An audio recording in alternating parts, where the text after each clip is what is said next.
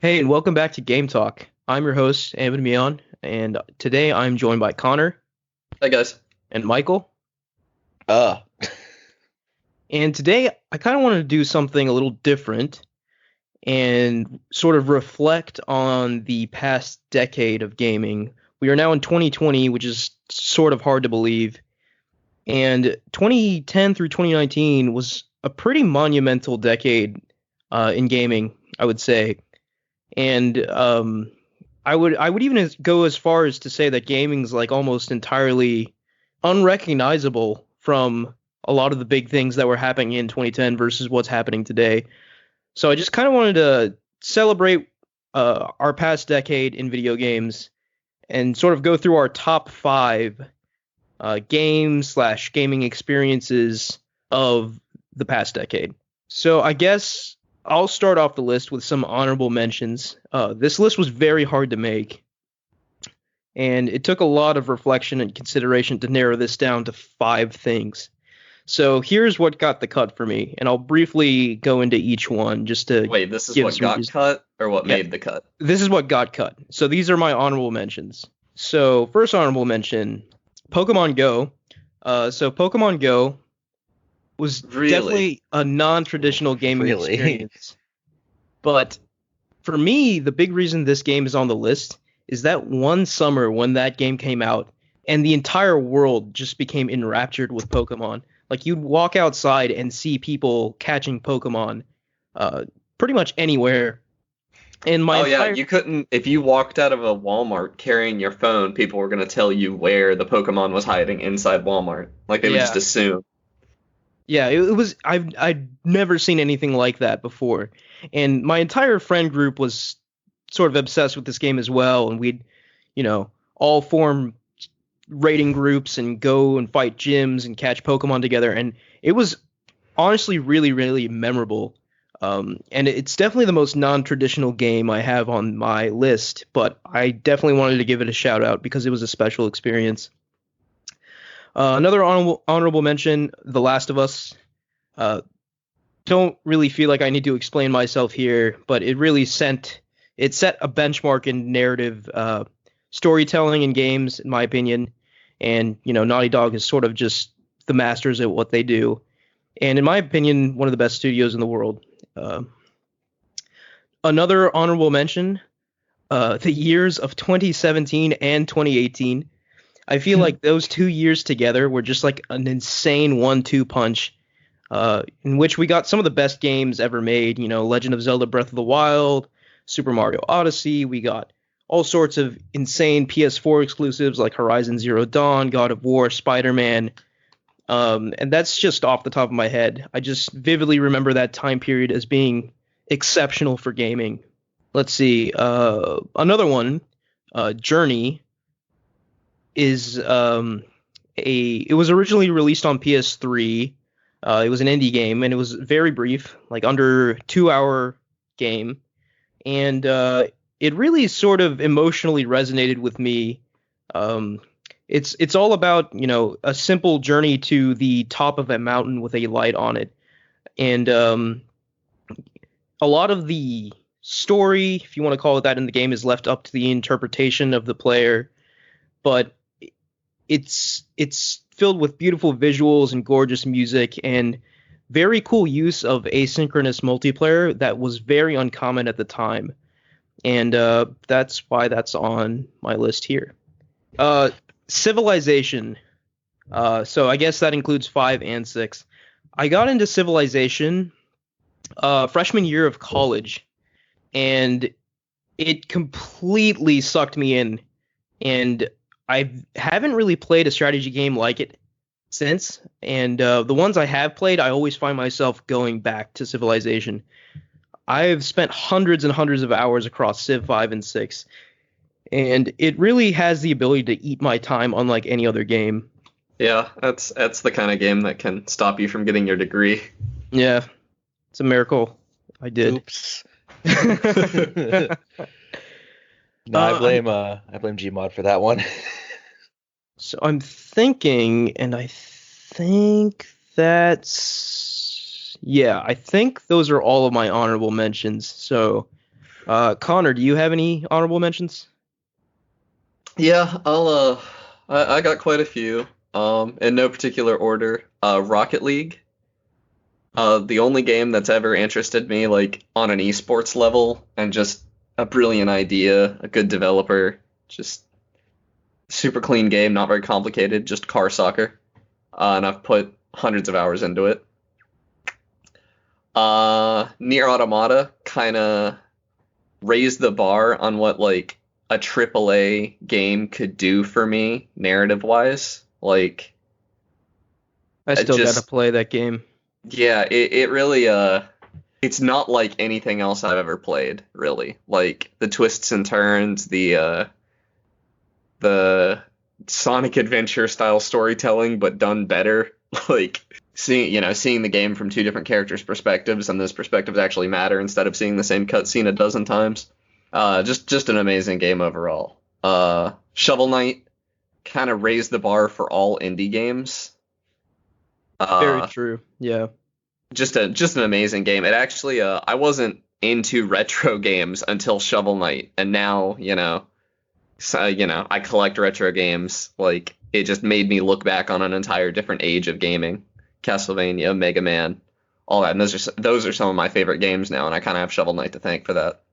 And another good point about Shovel Knight is it's kind of like the gift that keeps on giving. They keep putting out more content for that game. And Well, it's they've released the final major update. That was all promised in the Kickstarter. Everything they've released so far. yeah, but I feel like it's had sort of like a presence for most of this decade just because of all the DLC it got. Oh yeah, Yeah. for sure. I mean, it came out in what, like 2015, and DLCs kept it relevant until like the end of last year. Yeah. It's really incredible. So yeah, that's just huge for me because it's like a Kickstarter story, and I had to have one of those mentioned at least. Yeah. Walking simulators in general, Beginner's Guide, Life is Strange. I would even include like Thomas Was Alone in there almost. Just games that are all story and very like the gameplay is literally just there to keep you engaged, kinda, or to make it feel more personal. Yeah. I'm really into those. I like that they kind of wear what they are on their sleeve. Firewatch, that's in there. Well, Yeah. I really get into those. Yeah, I love them too, and I also really enjoy the fact that they sort of lowered the barrier to entry for mainstream like people who normally wouldn't like video games to like video games. Yeah, I agree.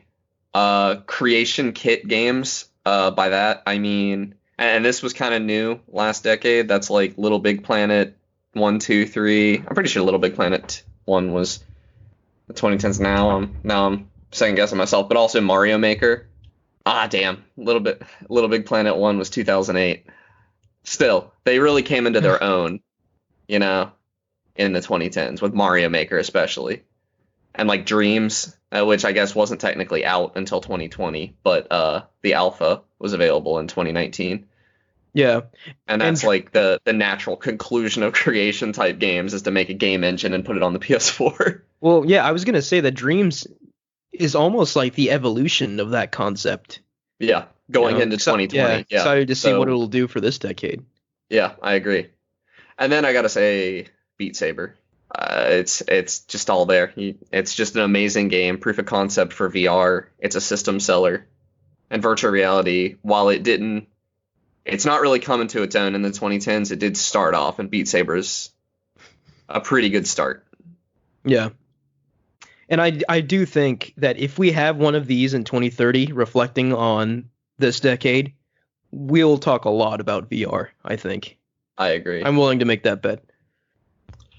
Yeah, that's it for me for honorable mentions. Okay, Mike, do you have any?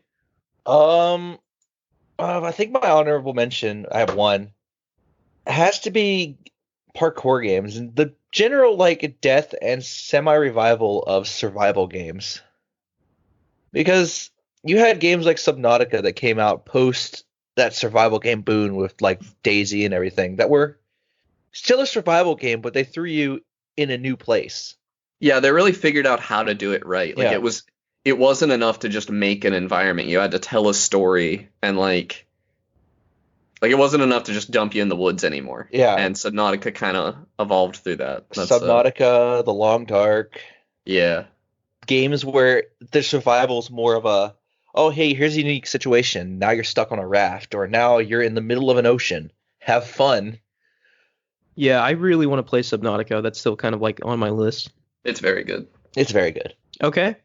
So if that does it for the honorable mentions, I will kick it off with my number 5. And just to be clear here, my list is ordered. So I'm ranking from, number 5 to number 1. I think Connor and Michael, you guys are doing unordered, right? You're just Yeah, listing your 5 in general. Yeah, we'll see if I change my mind, but I think it's going to be unordered. Okay. Yeah, mine's going to be unordered, definitely. But I'm a fickle guy. Yeah, it was very difficult for me to organize these. But actually, the number 5 spot didn't change. The other 4 slots kept interchanging with each other, but the number 5 spot. So this is the worst one. Well, it's still Definitively. the worst one of the top 5, but it's still, Yeah. more Yeah, no. impactful to me than all of the honorable mentions. Right. But my number 5 is Minecraft. Minecraft for me, I got into it senior year of high school, and one of my friends, he set up a Minecraft server, and at the time, like, none of us really knew or cared about Minecraft, but slowly but surely he showed it to each of us, and we were just like, hey, this is something really special and fun. And we all joined that server, and I distinctly remember, like, every day after school for a long time, we'd all just get on the Minecraft server and just hang out and do stuff and build stuff, and it was so much fun. Like, Minecraft to me is like tied to, like, unvariably tied to that time in my life in high school with those friends. Yeah. And that's why it has that spot on my list.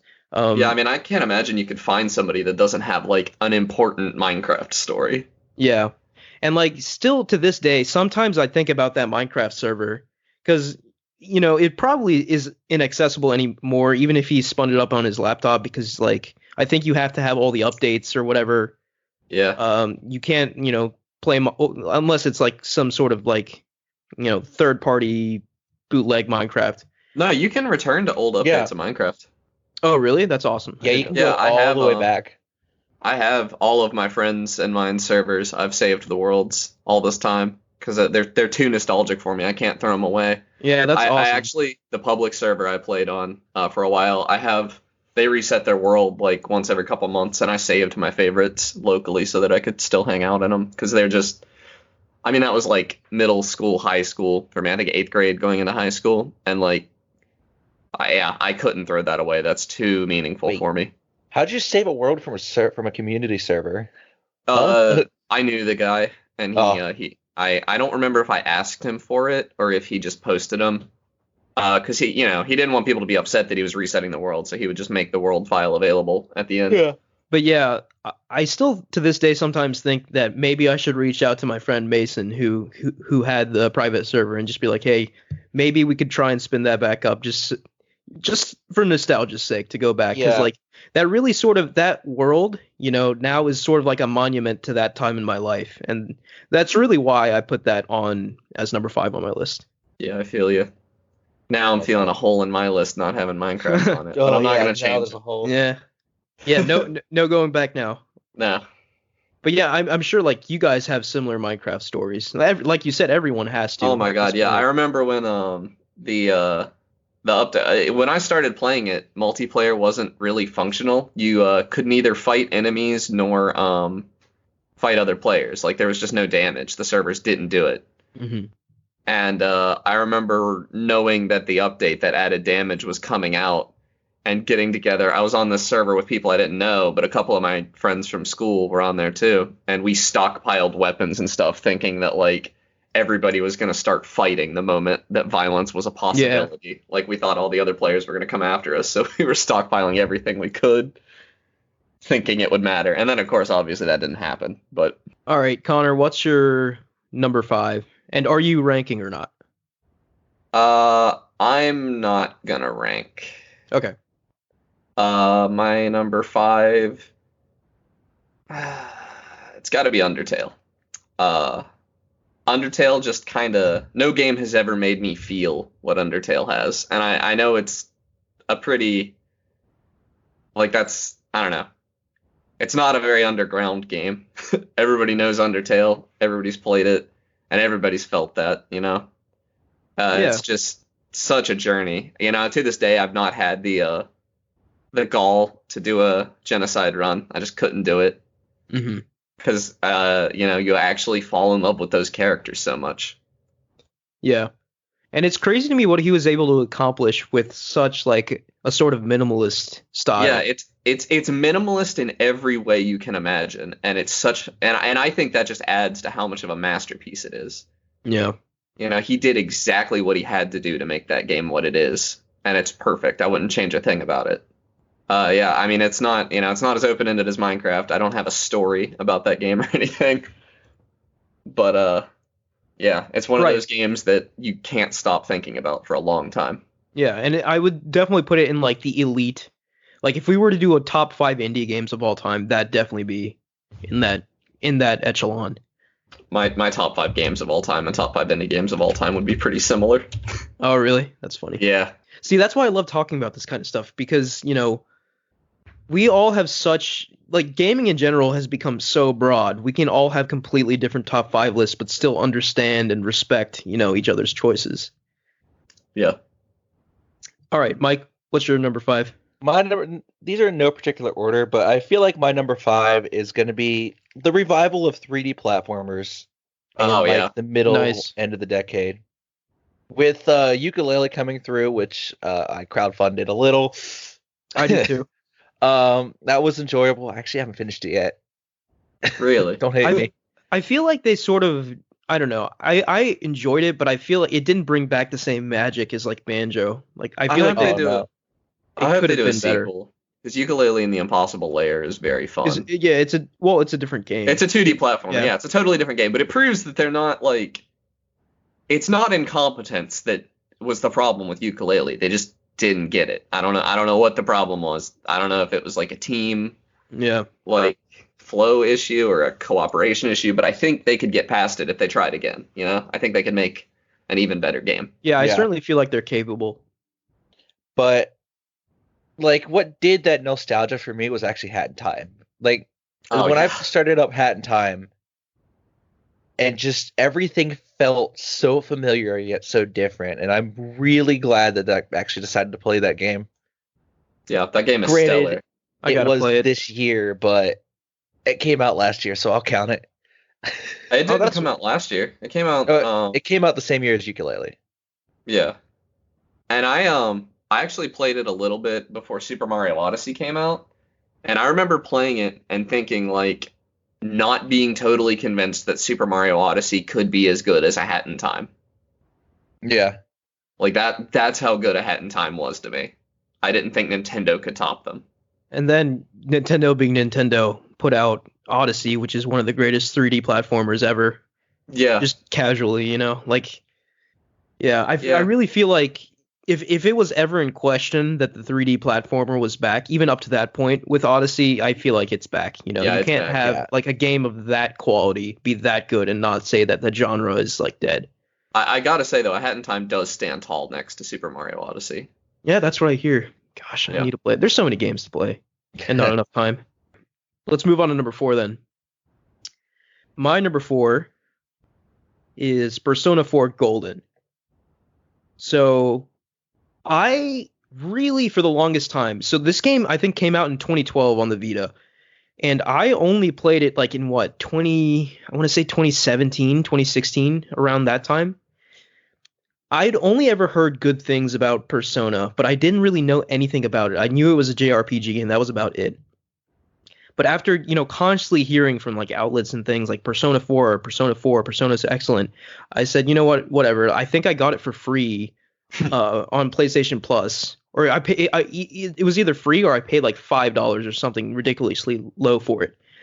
And the instant I played it, I fell in love, like with, you know, the combat, with those characters more than anything. Actually, the characters way over the combat. Like the characters and the story are what drew me into that game so much.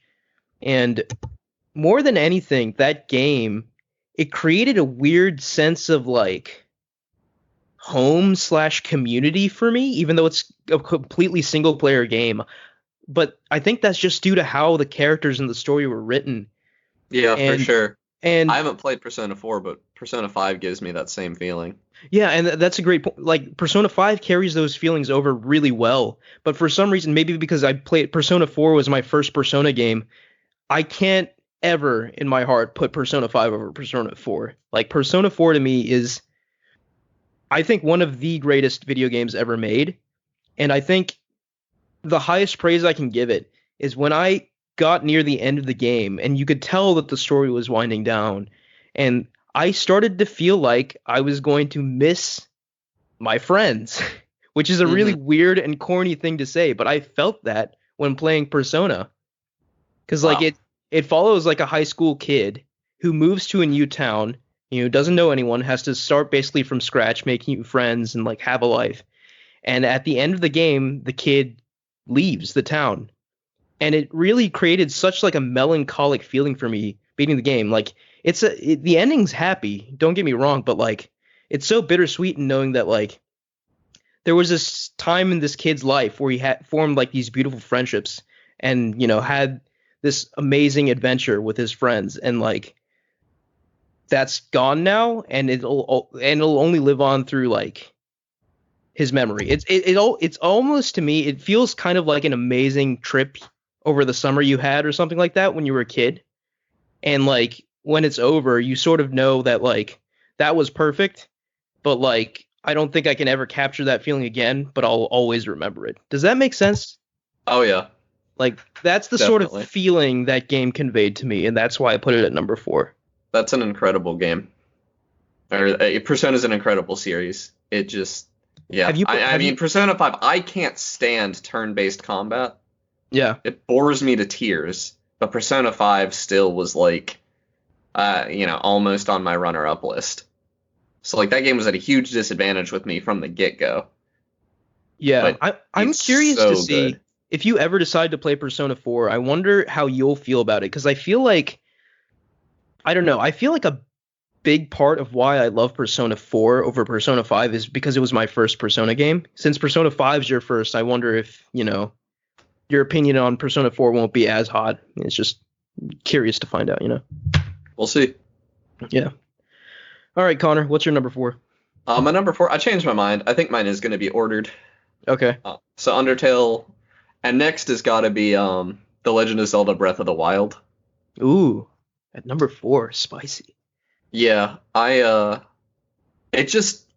can't go back like going back and playing Skyrim is not an attractive concept to me anymore after playing Breath of the Wild. Like no open world is appealing to me anymore after seeing how beautifully Nintendo did it in Breath of the Wild. I mean, Breath of the Wild quite literally changed the game. Yeah. Open world games will never be the same after that game.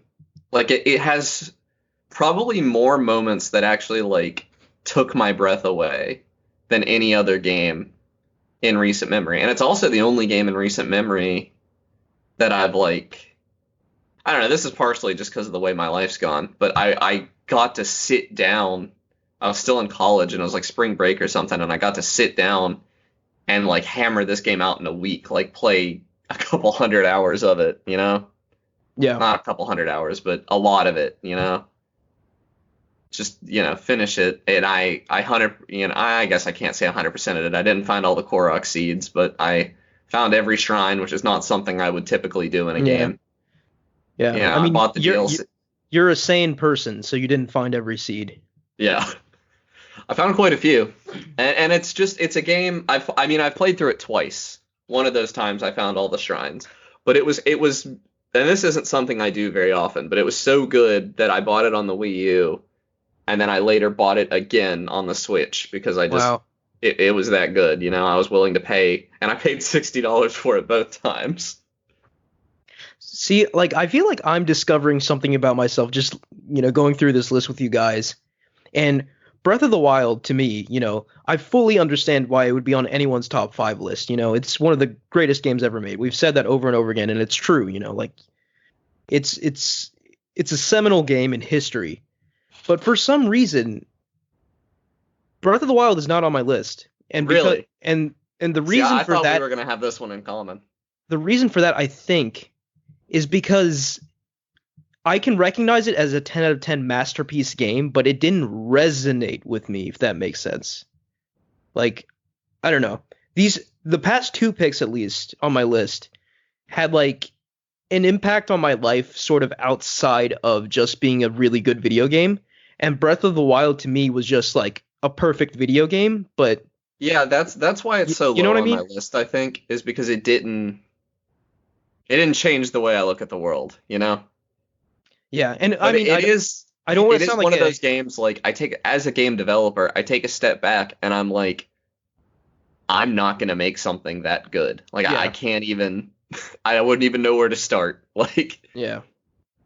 Yeah, it's absolutely legendary, and I don't want to like put my foot in my mouth or sound like a hypocrite when later on in this list I say a game, like I put a game on there solely for gameplay or something like that.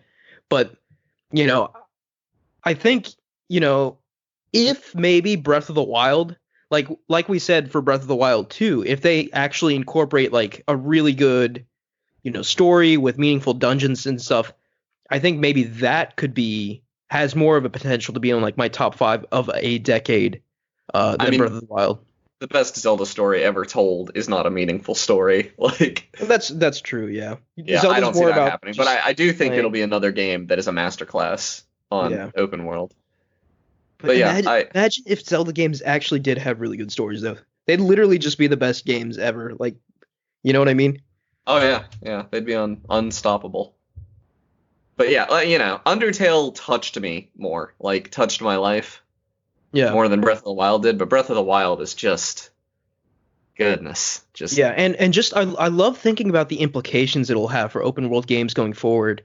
yeah. It's like we really haven't seen the ramifications of it yet, because video games, obviously, big video games take a while to make, right? And Breath of the No, Wild you've came seen out in like the 2017, start right? of it in the indie space, yeah, but you haven't seen it in the AAA world at all. Yeah, so like once like, AAA heads wrap their heads around Breath of the Wild game design and just iterate on it and refine it. I'm really excited to see where that could lead us. Yeah, I agree. All right, Mike. All right, my what's your number four? Whew. So I feel like I'm gonna get a little bit of hate for this, but Fallout 4, like that game hit me in a weird way because it was right in the middle of college for me when it came out. Mm-hmm. That's a weird that's a weird pick, Mike. Hey, It man, is. There's no judgment here. Video games Nah. are so subjective, No, I'm not gonna call it a bad pick. Yeah. Certainly. I would never have expected it. It's the first game that I legitimately feel like I'd be at class or in class or doing band things or whatever, and the only thing I could think about was going home and playing more of it.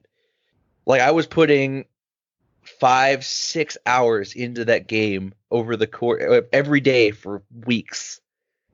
Like I think my file hit 300 hours before the new year rolled in. So it was a game that really hit me differently. I don't know what was with it. Did you play Fallout 3 before? Oh yeah, I did. I Wow. played the crap out of Fallout 3 too.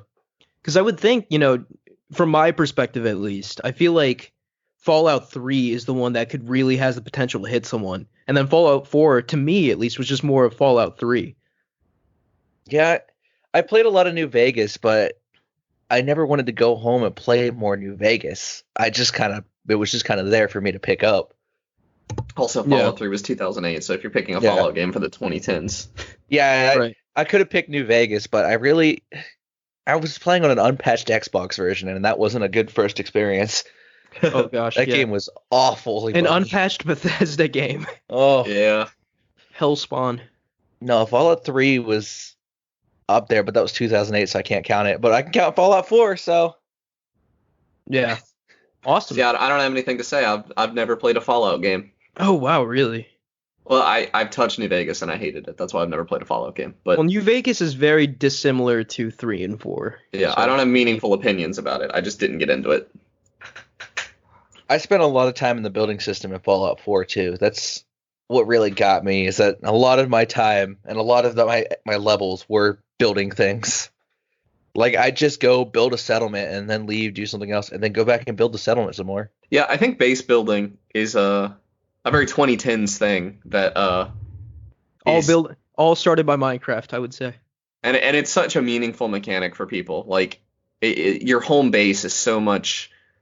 It's really hard to design a home base that will feel like home, but if you have the player build it, I think then you just kind of get that for free. Not that building a building system is free, but it's easier design wise. Yeah, you don't have to design that home base anymore. It's Yeah, just because the players doing it. They feel at home because it's theirs. They made it. Nobody else's is quite like it.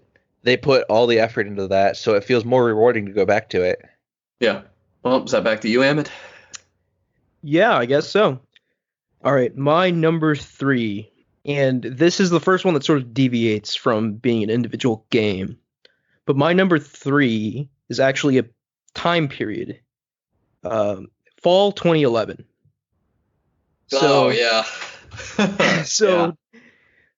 I got some games from fall 2011 on my list, I think. So just to list a few off, in fall 2011 we had Dark Souls, Batman Arkham City, Uncharted 3, Skyrim, and Assassin's Creed Revelations.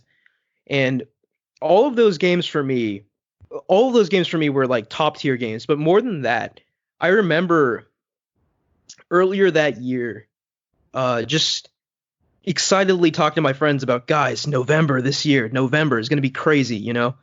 And I remember taking a part-time job at my dad's office over the summer just to raise enough money to buy these games in the fall. Like, that was my sole objective. That was like I needed to play all of these games. That was the start of the indie craze too. Like Minecraft had come out, but like it was like 11/11/11. A ton of indie games released that day. And 11/11/11 was Skyrim too. Yeah. Right? Yeah. So yeah, I mean, I have so many stories. Like, I remember getting Dark Souls and actually not playing it. So I didn't play it when it first came out. I got it like a few weeks after it came out, but it was so close to Skyrim at that point. I was just like, I'll play this later. Then I played Skyrim, and I remember my friend Patrick, he wasn't getting the game at the time for whatever reason, but he was so excited for the game's release. He came with me to GameStop. We stayed in line like at midnight or whatever, and we got the game, and we went back to my house and just played it all night. Played it to the point where we like fell asleep just sitting there, you know? And it was just an absolutely divine experience at the time, right? Yeah. At the time, Skyrim was oh yeah, Skyrim was life changing out there at the time. Yeah, and now, like, you know, obviously now open world games have progressed so much, but back then there was nothing else quite like it, and it just scratched that Bethesda itch so well, you know. And it was just, yeah, go ahead. Skyrim is like a comfort game for so many people.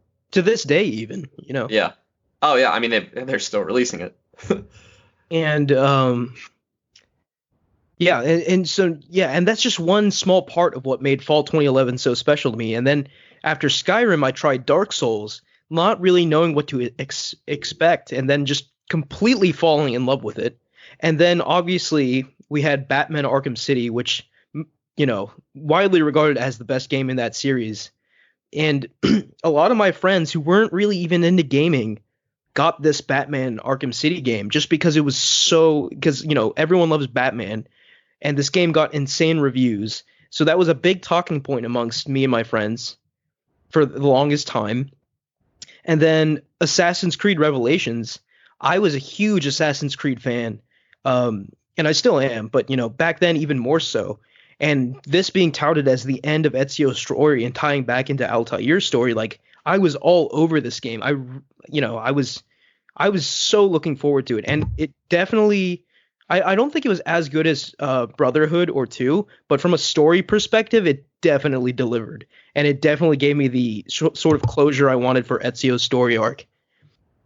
And I think, yeah, those are just the big ones off the top of my head. I'm sure I'm missing some, but and that's the very beginning of the decade too. Yeah, the combination of all of those games, like sort of like a perfect storm, in 2011, still to this day, I don't think has been matched. I mean, like 2017 is probably the closest we came. Yeah, when you told me you were doing a 2017. year, I expected 2017 because that Yeah. was Mario Odyssey, Breath of the Wild. But like 2011 was way more like in terms of impacting my life and my friends' lives. Like we basically felt at times we were living for November 2011. Oh, and I haven't even talked about Uncharted 3. Uncharted, I was going to actually put Uncharted 2 on this list, but then I found out it came out in 2009. Uncharted to me is probably my favorite video game franchise. And especially, Naughty Dog sort of mastered the formula with Uncharted 2. And, Uncharted 3 came out, and I absolutely loved it. I remember showing it to a lot of my friends in high school and stuff, and they were just, a lot of the ones that didn't play video games and stuff like that, they were just shocked that this was a video game, like it felt so much like an action flick. And I distinctly remember the part, I guess spoilers for Uncharted 3, but the part where Nathan's in the plane and the plane blows up and he jumps out and he grabs the parachute crate.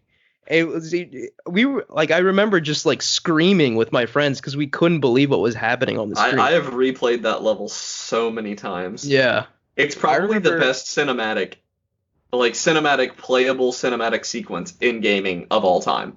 It was incredible. And Uncharted 3 is just full of those like set piece moments, like the cruise ship as well. Oh, the cruise ship was a good one. I always forget that that's 3. I always think that's 2. I was trying to think, but then I remembered it was 3 because didn't like a tsunami hit like the cruise ship? Yeah, the fact that those two moments are in the same game. Yeah, absolutely insane. Yeah, that game is bonkers. Naughty Dog definitely with Uncharted 3. I would argue they already did this with 2, but with 3 they cemented themselves as the master of like set piece game design.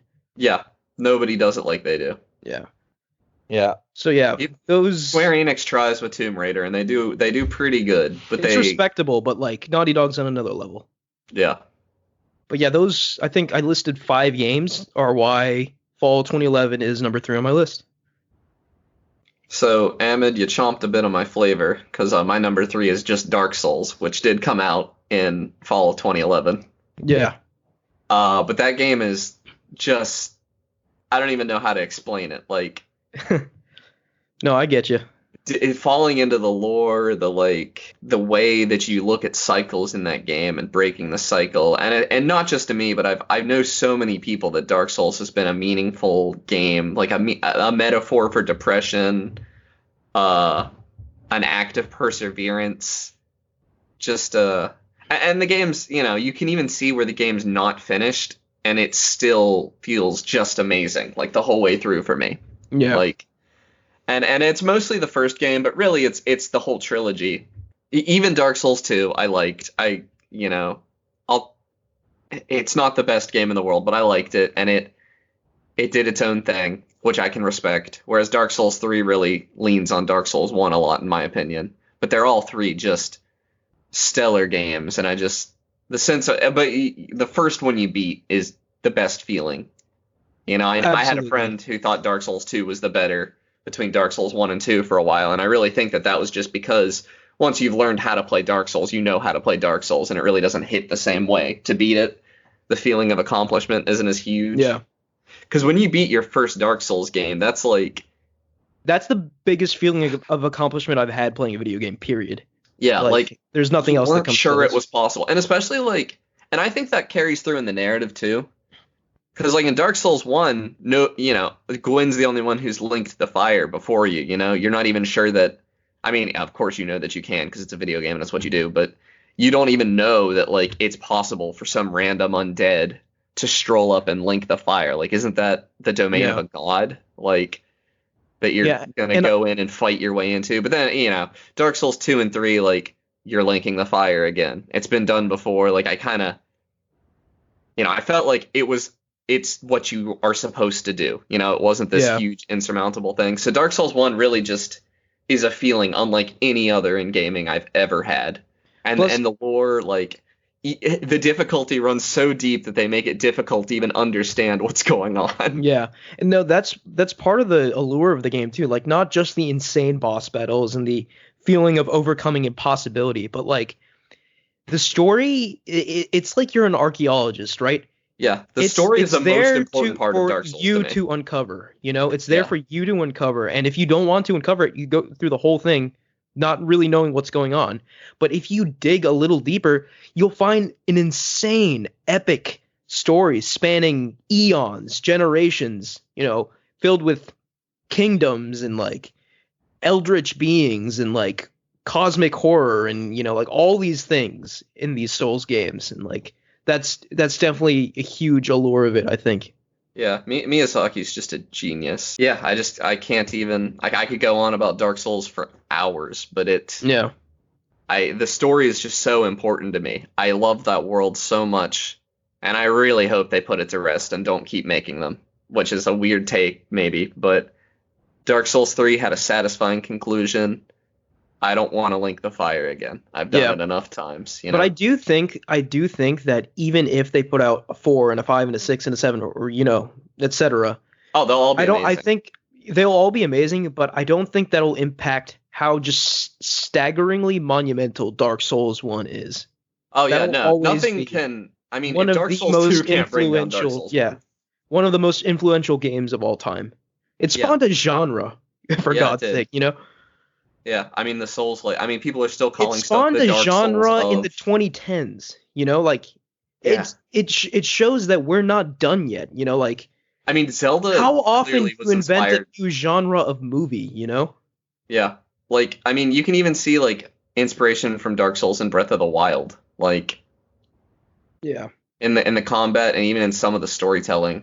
Like of course Dark Souls like its inspiration is from Metroid Prime and things like that. Like it's on the shoulders of giants of course, like all things, but Yeah. it's just crazy. And you know, that's 2011. Like the decade had barely started. Yeah. It barely started, and yet it defined so much of what was to come that decade. Yeah. But yeah, that's my number 3. All right, Mike, your number 3? Now, my number 3, picking up speedrunning. Oh, that's awesome. Like, that was probably the most interesting thing I did in the last decade. Got myself a world record out of it and everything. And, well, that's now gone coming into 2020, but, I mean, I had it.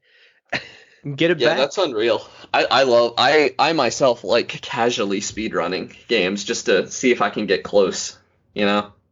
Yeah, I'm about to pick up Hat in Time, but I really don't want to go Oh, back to Mass Effect 3 because as a casual game, which I'll get into a little later, spoilers, I enjoyed it. But as a speedrunning game, it's a lot of me just sitting there watching cutscenes and Yeah. praying that I get to play in the next 20 minutes. And we even modded the game to skip cutscenes, and it's still 90% cutscenes and 10% gameplay. Yeah. Fun fact: I was going to put BioWare / Mass Effect on this list, but then I figured out, you know, Mass Effect 2 came out in 2009, I think.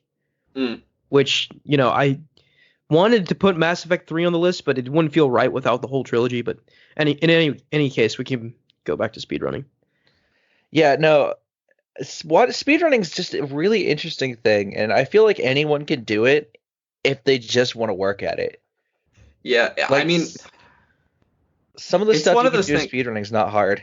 like if I had the time, like if I could go back to like high school when I was just sitting around all the time and like I wasn't even playing video games a lot of the time, you know? If I could go back then and start playing Super Mario Bros. 3, like speedrunning that game, ooh. Yeah, and from my perspective, you know, like I haven't personally tried speedrunning, but I love watching it as entertainment, you know, like, and I love the sort of history that's been like well documented on channels like Summoning Salt.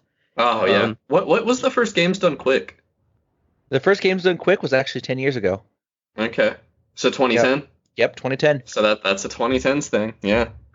Yeah, like, it's always fun to watch a speedrunner take a game that you loved as a child or loved as an adult Just absolutely destroy and it. absolutely tear it to pieces. Like that's the Yeah. most enjoyable thing, especially when like GDQ will do their awful games, which are games that weren't good, but they make them good because they expose how bad this game was programmed and just kind of tear it to spaghetti.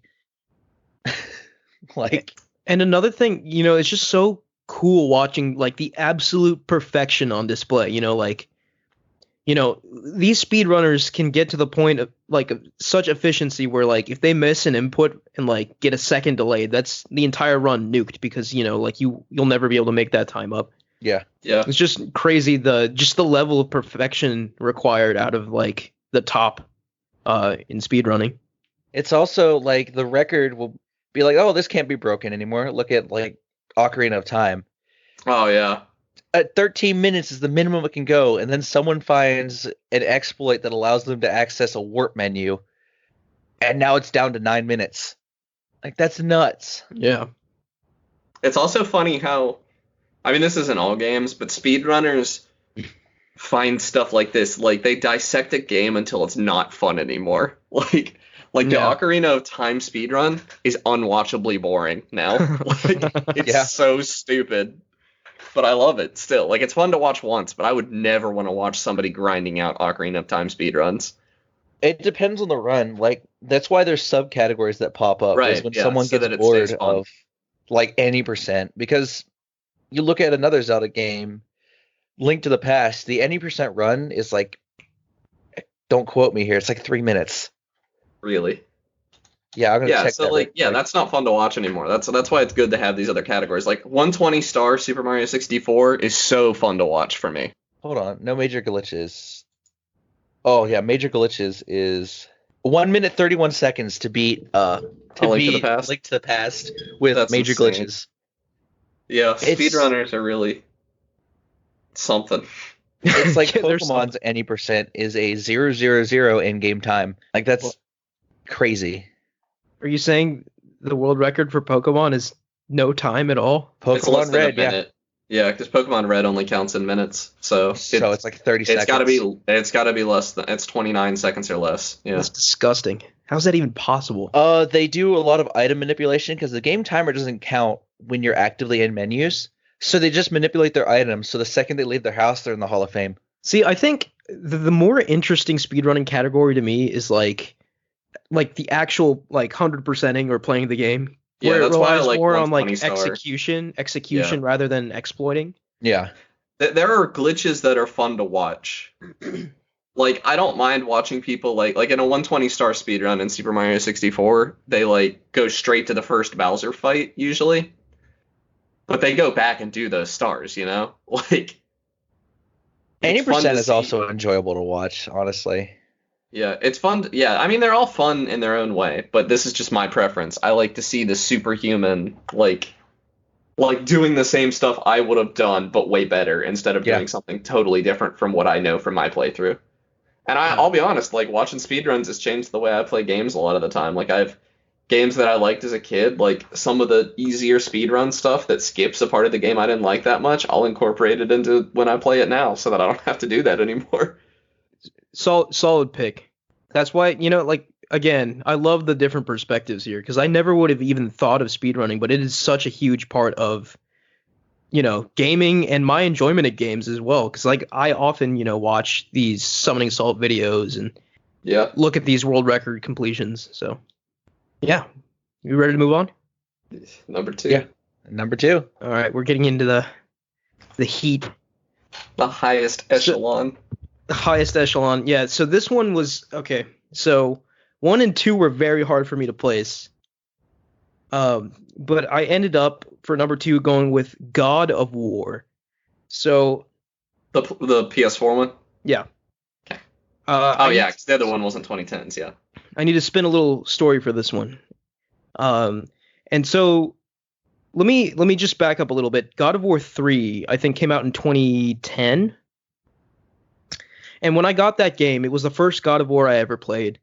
And it was amazing. I loved it. It was violent and actiony and all those things. But like, I didn't really care about Kratos. Like Kratos was just some angry dude.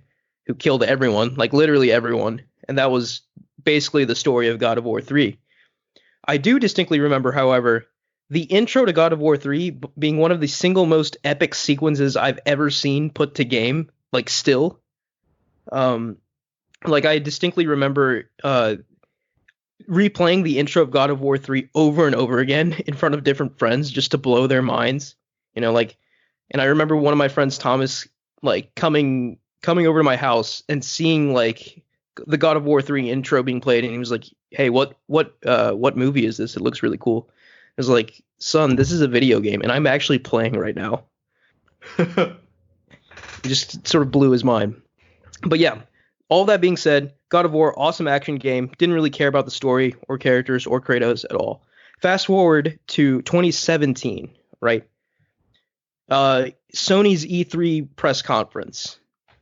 They start the conference with an orchestral performance, and it's playing this really sort of angry, haunting piece.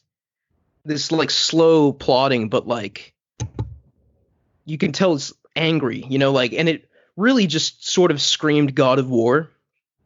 But obviously no one can know for sure because it was just the piece playing by itself, with no visuals or gameplay or anything. But once the orchestra finished, we saw, cutscenes start up, and it was a young boy playing with what seemed to be like a couple wooden dolls. And like I remember watching, I was like, what is this? Okay, maybe it's not God of War. Like, well, I don't really understand what's happening here. And then a gruff voice from the shadows says, like, "Get your things, boy, we're going to go hunting," or something to that effect. And a man steps out of the shadows, and it's Kratos, clearly aged with a beard. And I just remember, for some reason, jumping out of my seat and screaming. And after that, like, I'd go back and think, like, why did I do that? Because I didn't care about Kratos. Like, Kratos isn't a big deal. Like, God of War had really fun gameplay to me, but that was about it. But something about the way this game was being presented and this Kratos was being perspective, even from second one, I could tell that this was something different and something special. And then Cory Barlog, the director of the game, proceeded to play the demo live at E3 with the orchestra scoring the demo live. Like, it was such a surreal thing to see. Like, I've never seen anything like it. Move. Yeah, and it was insane. And seeing, like we had all the big hits of God of War, like brutal action and like exciting combat, all of that stuff. But there was a marked difference from the previous games. And you saw that in how Kratos interacted with his son, Atreus, and the sort of, even in this brief, 20, 30-minute demo we got, the sort of the characterization of these two and the promise of what it could turn into in the full game. And then, as the demo ends, the boy says, or Kratos says to the boy, "Now you are ready." And the camera sort of zooms out, and you see this insanely huge, vast, open world, and just the title come up over the screen, God of War. No subtitle, no number, nothing, just God of War again. So they already had the original game that came out, on the PS2 was called God of War. And they're just going with that title again. And I remember just being completely floored by what I had seen. Like, I had not been this excited for a game since I was like a kid. I felt like a kid again, looking forward to this game. Just because, like, God of War 3 was excellent, right? But this promised to be basically sort of like The Last of Us mixed with God of War.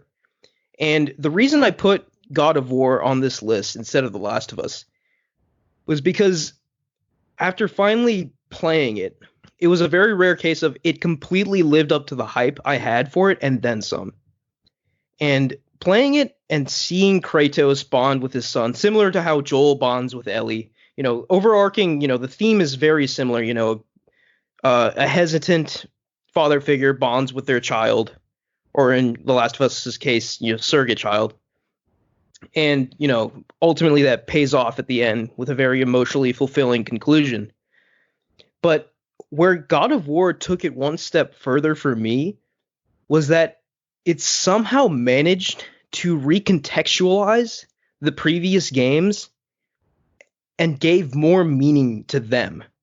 And in doing so, like, made this Kratos a better character. So, like, the mindless action and just, raucous, I don't even want to say story, but, like, it was just the series of events that constituted the previous God of War games. This game pulled from those in such a way that it gave Kratos, like, so much depth and anguish, and, like, it was portrayed so incredibly, and just the story was told so beautifully. And I think the achievement of that can't be understated. The fact that they took this game, this IP, that was one thing and turned it into something else, but still somehow honored and enhanced the previous games. I think that's what makes God of War extraordinarily special. And yeah, I know I just talked for like 10 minutes straight, but that's why it's on my list, and it is my favorite game of the PlayStation 4, Xbox One era, easily. And not your number one on this list. And not your number one. Wow. Yeah, like I said, it was very tough for me deciding between 1 and 2. Mike, did you play it? I did not play God of War yet. I haven't yet either. I've been sleeping on it. That's why I've been so silent the past few minutes. I just let him go. Yeah, I feel like I know. I just rambled. Damn it, you've been bugging me to play it for years. So yeah, and the great thing is, like, the combat. I didn't really touch on this, but the combat is nothing really like the previous God of War games. It's very Souls-like, the combat. It looks very good. All right, yeah, I'm done. I've talked for long enough. All right, my number 2, kind of similar to my last game a little bit. These two games were fighting each other to make my list, but I'm allowed to use both of them, as it turns out. It's Hollow Knight. Oh, what a pick. Yeah, Hollow Knight is... I know I said earlier that Shovel Knight raised the bar for indie games, but to this day, in my opinion, Hollow Knight is the bar for indie games. Like, it's one of my favorite games I've ever played. The lore is more meaningful to me than Dark Souls. It like where Dark Souls creates this like crushing world like that you feel like is totally against you and like you'll never accomplish something. Hollow Knight creates this melancholy world where you wander around and you're not even sure what you're trying to accomplish. Like, but not in an annoying video gamey way.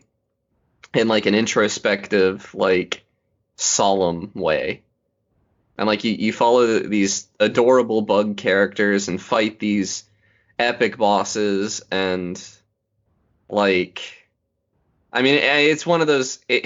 You beat the final boss, and then you find out that there's like another 10 hours of game left trying to get the final boss. Like, all these secrets, all this post-launch free DLC that they released, like. Yeah, the quality of Hollow Knight can't be overstated, but I feel like we also have to mention one thing. This game was made by like 4 dudes. Oh yeah. Which is just, I can't even fathom that. Team Cherry is game amazing. Of this quality, arguably, in my opinion, actually, the best indie game ever made. I think Hollow Knight is the best indie game ever made. I would agree with that, I think. Made by 4 people, and it's just, it's almost flawless. You see, it kicks the crap out of most AAA games. Yeah, and they sold it for $15, and you get like 40 plus hours of insanely high quality content for it. Yeah, I mean, the music is haunting, the environment's all just like Hallownest feels like a place that I visited.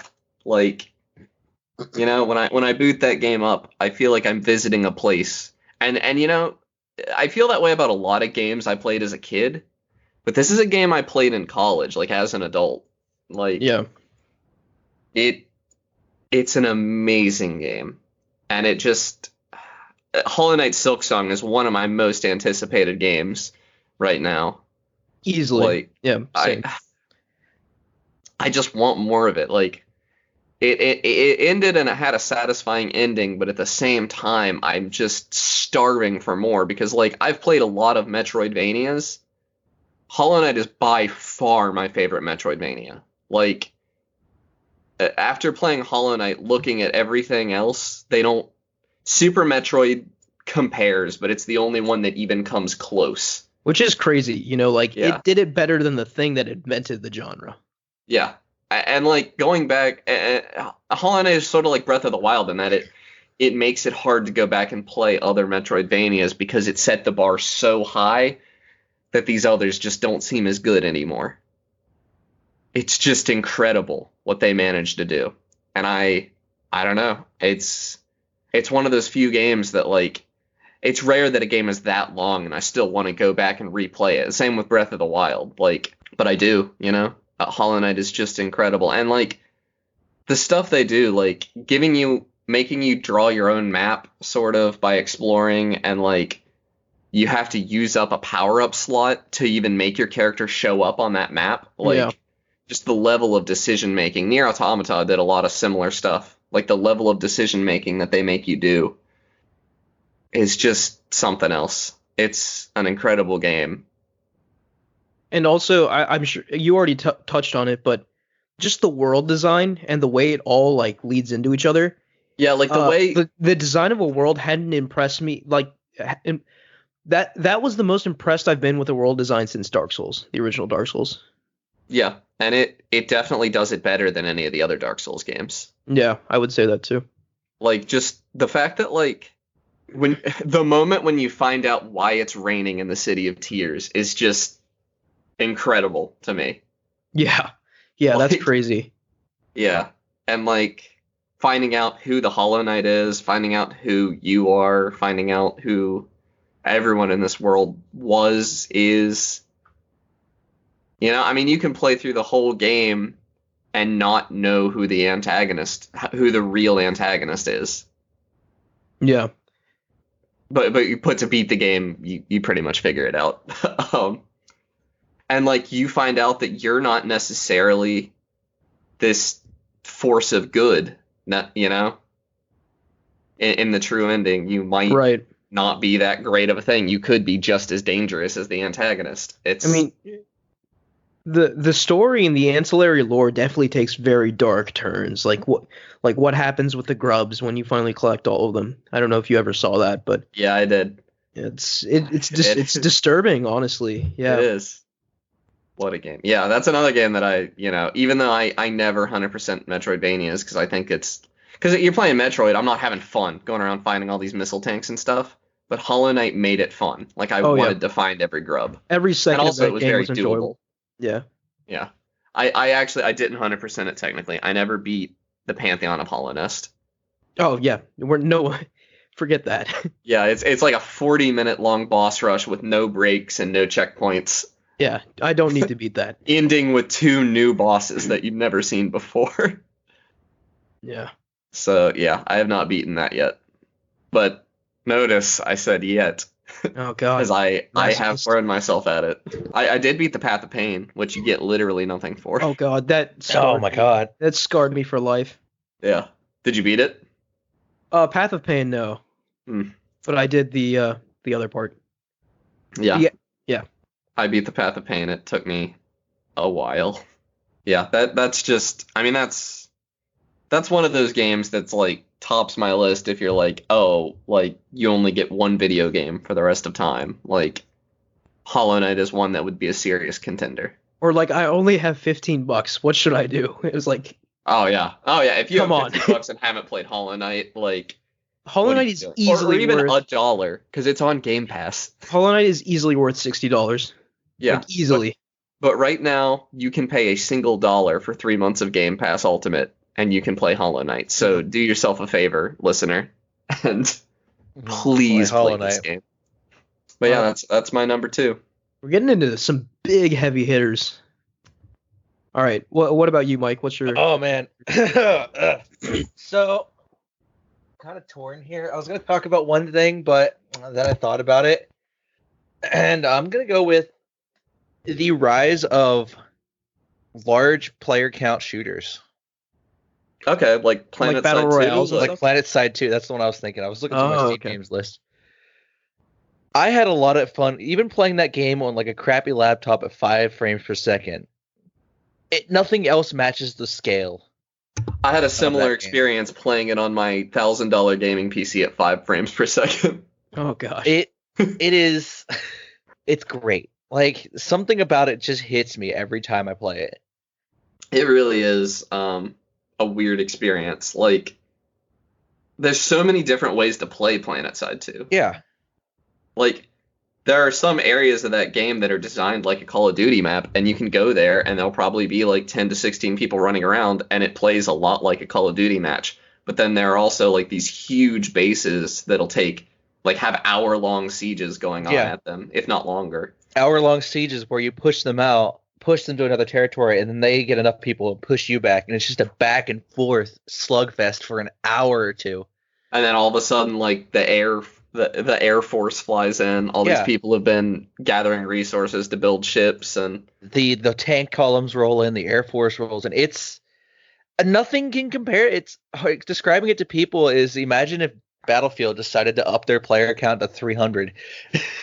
yeah, Like it's goofy. Even when like population is gone, like early in the morning when I decide to play it, there's still people will literally stop all the actual points of the game and just like brawl it out on a territory.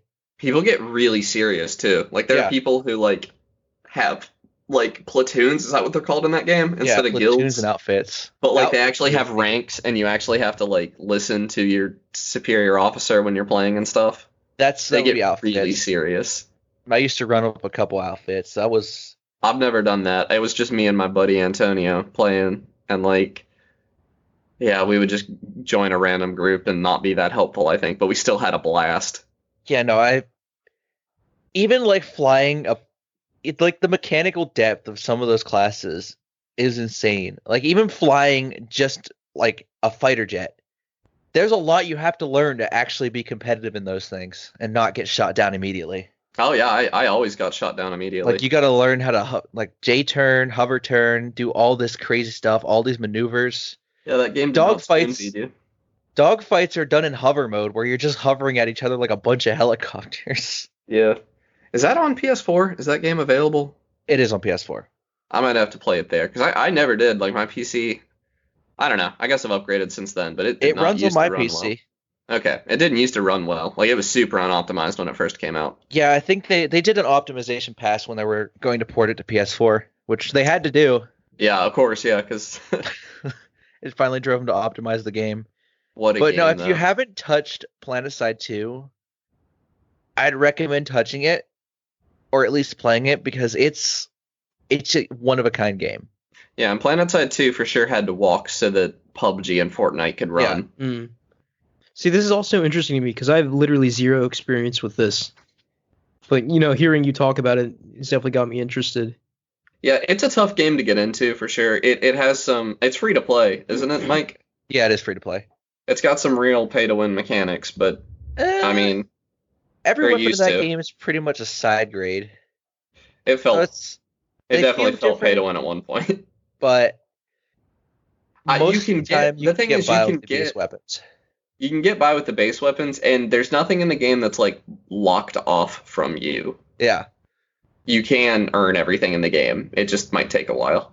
Yeah, it doesn't. I think a certificate grind, a cert grind, which is basically your experience points. And you actually will get Depending on where stuff you sooner go. if you perform better, which is Yeah. nice. Depending on where you go, you could get. I think my average on a grind is like 100, 200 certs an hour That's pretty good. at minimum. And that's if I'm at a heavy place and just focusing on just grinding out certs. Yeah. And a weapon in that game costs at most 1,000, hmm which That's still like you don't buy 5 to weapons 10 hours. generally.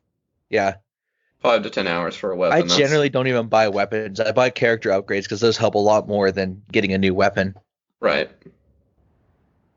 Like It's having- a good game though. Yeah, it's a good game. Having a better jetpack is a lot better than having a weapon that's only really good at close range. Yeah. You just got to learn because every weapon has a different like effective range and a different place where it's really good and really bad. Like the base weapon for the faction that I play, which is the New Conglomerate, for the light assaults and medics, or not the, it's engineers. It's a very long, kind of a longer range weapon that's super accurate and hits like a truck, but it's really slow firing. So you don't want to go up close and try to like 1v1 people at close range with it. Yeah. You're gonna lose. Yeah, it's been so long since I've played that game. Most of those words made sense to me. I'm just trying to follow along. Yeah, it's a hell of a game. It's like you get like credits and stuff, and you get resources, and you have to spend your own resources to like take one for the team and like get a mobile spawning unit so that you can like open up a new base outside of a target and stuff. Yeah. Like you're attacking an enemy base, but you need somewhere to spawn nearby, so you have to like buy this truck and drive it out buy the there. party bus and drive it. Drive it out there, and then you have to defend it because if they destroy it, you lose your spawn point. Yeah, it's a good game, and it's something that like really inspires cooperation and stuff. And the maps are massive. There's like 3 gigantic maps, maybe more now. There's 4 now, yeah. There's about to be Okay. I think they're releasing a 5th one at some point. Like they just added massive carrier ships that outfits spawn in. And that was kind of this game kind of came early in the games as a service trend. Yeah. And I think did it pretty well. Yeah, I mean, it's still around, so it survived not only Sony Online Entertainment dropping it, but also the development team splitting off from Daybreak, which was the leftovers from Sony Online Entertainment. So it survived a good bit. Yeah. I don't know if Rogue Planet is the same devs from Daybreak. They just renamed themselves so that they can only focus on PlanetSide and be separate from Daybreak. I don't know. Yeah, it's just they just like separated off a dev team from the main company so that the main company doesn't have to worry about that. Time for number 1. All right. So, yeah, I was gonna ask for that. Thanks. My number 1 is Dark Souls and the Rise of From Software. Yeah. So that is not the one I expected us to have in common. yeah, that's what I thought we'd have in common actually. So my prediction was right. Mm-hmm. I thought it was going to be Breath of the Wild. So we've already said so much about Dark Souls, but I've got a few more things to say. When I was debating this list, right, 1 and 2, I was interchanging them constantly, but I ended up putting Dark Souls at number 1 because if I really think about it, if Dark Souls never existed, God of War, the new God of War would not be what it is. The gameplay would not be what it is. If Dark Souls never existed, your number 2, Hollow Knight, would not be what it is. You know, Dark Souls that's likely. has its influences in almost everything in the last decade after it came out. And its influence will be felt for years and years to come. And not only that, if we remember what I put for number 3, the fall 2011, the reason I didn't talk too much about Dark Souls in that section was because, you know, obviously it's here at the number 1 spot. But after I mentioned that I got Dark Souls but didn't play it because of Skyrim. Well, shortly after, you know, I got Skyrim and played it for dozens of hours, I was like, okay, let's try this Dark Souls and see what it's about. And after I started Dark Souls, I never went back to Skyrim again.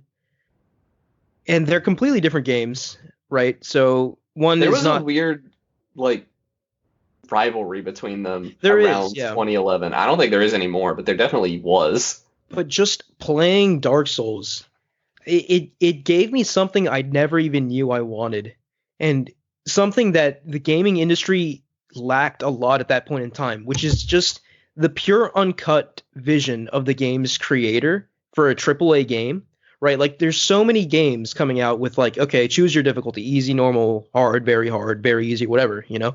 Dark Souls is just Dark Souls. You either play Dark Souls or, you know, don't play it. It's not for you, right? Like, yeah, the gameplay is fixed. And it being like a shining beacon of like, hey, difficult games are still here and they still feel great to overcome.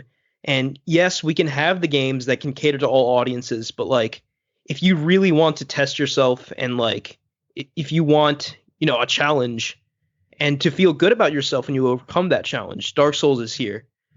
And it came at a time when hand holding was like Yeah, at its worst. Like that's wasn't kind of what I was Skyward trying to Sword? say. Yeah, Skyward Sword came out around then, didn't it? Yes. Yeah. And that is, in my opinion, the worst hand-holdy game of all time.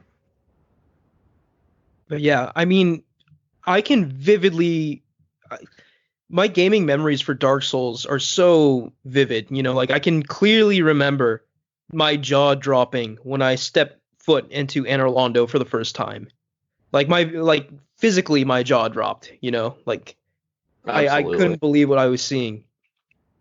I also remember, and choose not to believe me if you wish, because this is very unbelievable, but I remember beating Ornstein and Smoke on my first try. And I really don't know how I did that. I don't think I could ever do it again, but I did. Did you summon? No, I never summoned for those games. I don't know if I believe you then. Well, I had like I was doing like a pyromancy build. Oh, okay. Yeah, that's believable then.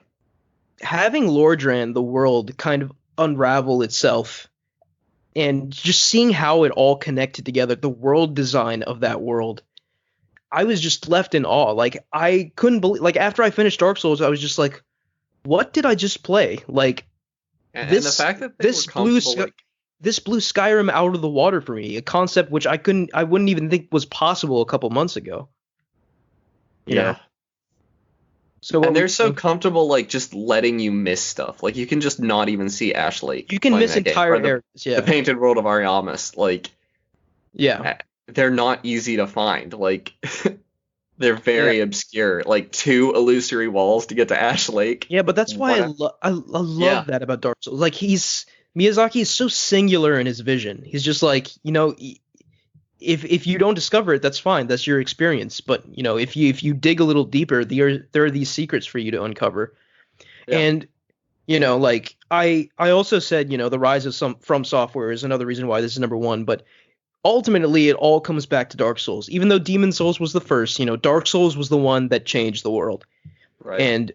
And going forward from there, Dark Souls 2 was, kind of mixed, but I still really loved it. Dark Souls 3, excellent. And Bloodborne, which some days I put that over Dark Souls. This is my favorite Souls quote unquote game. Bloodborne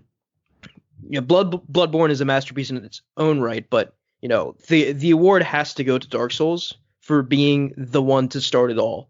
And the one, like, and I think it's so deserving of the number one spot, not only because it's an excellent game, but because it changed gaming as we know it. And that's evidenced by the number of games on both of our lists that were influenced by Dark Souls. For the record, Team Cherry claims that they had not played Dark Souls when they made Hollow Knight, but that doesn't mean it wasn't a little bit inspired by it. Yeah. But yeah. Dark Souls is just... I was going to say, like, I feel like they were influenced by some degree. Yeah, I think they had to be. Yeah. I mean, at least, the death run mechanic, even if it was, like, superficially. But yeah, Dark Souls changed the world. Yeah, that's all I got. That's my list. I got casual filtered by Dark Souls when it first came out, and I bought it, like, day one, and then didn't beat it until Dark Souls 3 came out. Oh, wow. Yeah, I couldn't figure out where to put the key after I beat the gargoyles. Yep, that was it. It wasn't like a hard fight or anything. I just couldn't find where to put the key. Lame. Yeah. What's your number one, Connor? I don't think anybody's gonna expect this one from me, but it is Terraria. Oh, wow. Okay. Yeah. I'll do for that. Yeah. I'll do Terraria is an incredible game. It's my most played game of any game I have that counts how many hours you've played it. Probably, and it beats my next most played game by over 200 hours. It's only at 400 hours. I'm not somebody that plays a game for a couple thousand hours or anything. But Terraria just, I don't know what it is about it, but it just, usually it's when a new update comes out or something, but it's just every once in a while. Me and my friends get on the same wavelength and we're like, this is what we're doing. And we just sit down and do a playthrough of Terraria and multiplayer, and a playthrough of Terraria is like probably 80 some hours, like a lot of that's digging. Like it's kind of zen in the same way Minecraft is, but then the payoff of that is this super epic combat that Minecraft really doesn't have. And like being able to build these structures that look really cool but are also functional. And I don't know, it's the gift that keeps on giving. I paid $2.50 for Terraria, and it is my most played game of all time. Do they keep adding more to it? Yeah, there's a new update coming soon. Yeah. That's so exciting. But I remember I dabbled with Terraria for a few hours and I absolutely loved it, but I guess I just got distracted or something and I never continued. I remember when Skeletron was the final boss of that game, like the hardest boss in the game. You would beat Skeletron and then you got to go into the dungeon at the end of the game. And the dungeon was a super difficult area where you'd get a bunch of really cool items and stuff, but like you'd already beat Skeletron, you know? That was the end of the game. And everybody was like, all right. And then a year or something later, hard mode gets announced, which sounds like it would be another mode to play the game in, but it's not. They add another boss called the Wall of Flesh to hell in the game. You go down, you have to kill one of the NPCs to summon it, and then you fight this massive wall that, like, every other boss in the game, you've been able to, like, build an arena and kind of attract the boss to the arena and fight on your own turf. But the Wall of Flesh actually comes at you and chases you through hell. Like, you have to be moving the entire time you're fighting them, and hell is full of lava pits. Jeez. And other enemies and stuff, distractions and stuff, and uneven terrain. And if you get caught, like, the Wall of Flesh will one-hit kill you if you get stuck between terrain and it and get crushed, or if you don't beat it before you hit the end of the world. And it's just this massive health pool you have to wail on and get it down. And then once you kill the Wall of Flesh, there's been this element in the game the whole time called the corruption. That yeah, I remember that. It kind of spreads through the world and makes it more dangerous. And all of a sudden, there's another version of the corruption called the Hallow that shows up. And this is like unicorns and fairies and stuff, but it's actually far more dangerous than the corruption. Murder unicorns. And the corruption also gets stronger, and so your entire world suddenly is way more dangerous. And like, yeah, you're kitted out. You're used to being like, you can just plow through every enemy in the game, and now all of a sudden, like, the weakest enemies can kill you quickly. This is even awesome. Though you have this amazing gear, and you have to work your way up to the top again. And there's harder versions of every boss. Yeah. Like Skeletron Prime, the Eater of Worlds, or just the Destroyer. I forget which one is. I think it's the Destroyer is the harder Eater of Worlds. It's the Destroyer. And then there's the Twins. The Twins, which are two eyes of Cthulhu that shoot lasers at you and stuff. And it's just insane. And then they've added, I mean, even on top of that, they've added a ton of boss fights since then. They've added fishing, like a ton of wave-based events that happen where like an army will siege your base, and those are even harder sometimes. They've added even after hard mode, wasn't Chlorophyte and stuff added after hard mode? Like, I think so, like Plantera and everything. Right, they added Plantera. That's another boss you beat with another ore and a couple more tiers of armor you can get. And then they added finally a final boss that is like the Moon Lord or something, where you summon him, fight him, and you get like this super high tier. But like, I don't care how strong you are, the Moon Lord never gets to be easy. Yeah. Yeah, it's wild. This sounds incredible. It sounds like a constant it sounds like constant escalation, you know? Like, I feel like they keep putting out new content, and like there keeps being like more bosses and like more insane things you have to do, like going down into hell and like all that sort of stuff. And they've announced that it was over more than once, and then have come back to it. And like, I just can't get over the fact that I paid $2.50 for this game. I have gotten more than an hour per penny. And I'm, my friends have been texting me lately, itching to get back to it. Like, it's just so infinitely replayable. Well, next time you replay it, let me know. I might jump in. I will. I kind of want There's to also mods. after this. Mods are actually cool too. Yeah, I haven't ever played the mods. I've only ever played vanilla, because it's just every playthrough has been so vastly different for me, because like I always sit down and I'm like, all right, I'm gonna build this sort of build this time, and then like a lot of the items you get, you don't craft. Like, it has a crafting system, but a lot of them are RNG based. And you get the you just happen to find an amazing weapon, and you're like, all right, forget that. I'm doing this now. It's just the way it is. It's just the way it is. So, am I hearing Game Talk Terraria playthrough? Yeah, we might have to. We might have to. Yeah, I'm down. But Mike, why don't you round us out? What's your last pick? I was kind of torn. Instead of talking about PlanetSide 2, I was gonna talk about MOBAs, but PlanetSide 2 caught thing. But my definite number one, and this one's actually in order of the game that I enjoyed the most through the last decade, was Warframe. Okay. Oh, yeah, you talk about that game constantly. I talk about that game a lot because it just keeps adding more, other than like the last two updates, which were kind of garbage and kind of rushed out. But there's just so much to do starting out that it's almost daunting. But there's so many words I could use to describe Warframe, and bad is not one of them. Like, they've gone through 3 different iterations of a melee system, and everyone's better than the old one.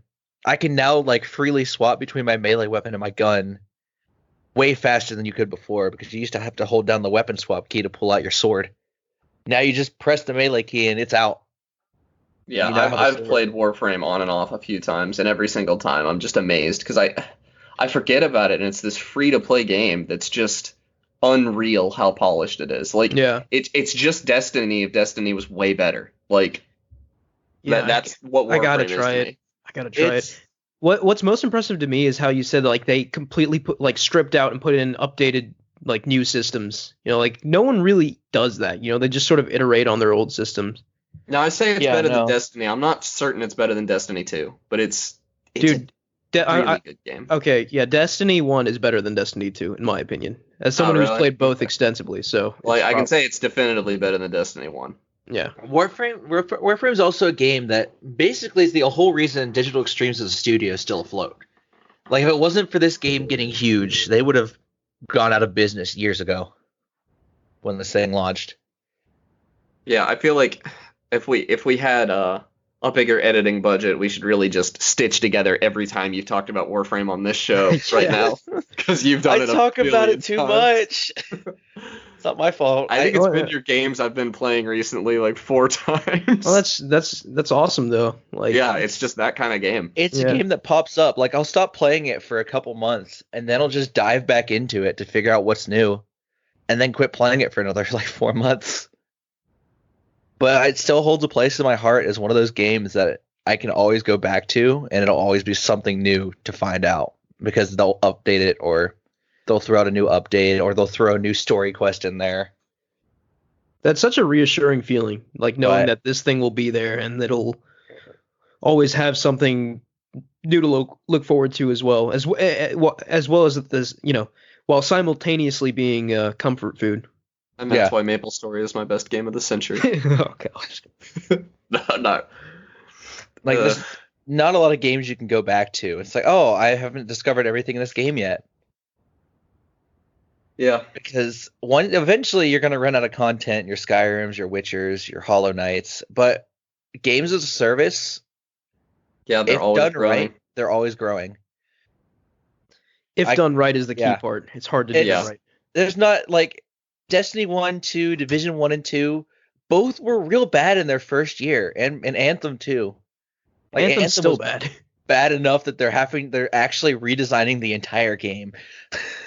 Like, yeah, we'll see that. It's hard to nail those things down. Like, the Division 1 was garbage in its first year. The Division 2, surprise, surprise, garbage in its first year. Destiny 1, kind of bad in its first year. Destiny 2, who's surprised that it was also really bad in its first year? Yeah, I don't know. Like, I get the games as a service model, but like, put the game out when it's ready, and then like it should, you know, like it should be complete game first, and then you add stuff as a service in addition to that. But yeah, that's a different discussion. Well, I think that is going to do it. We went on pretty long. So maybe for this time we'll skip what we've been playing, because we just listed out like 15 plus games. But I would love to hear, audience, your top 5 of the decade. And now that we actually have social media, you can tell us. You can tweet at Podcast Game Talk, all one word. or you could join our Discord server, which is linked in the description of this podcast. But yeah, thank you guys so much for sharing that with me, and I feel like this was really special because like a lot of these games hold like a really special personal spot for a lot of us, and it was really kind of cool seeing like what made up these past 10 years for all of us. Yeah, it's been cool. All right, guys, I'll catch you next time. Thanks. Bye. Bye.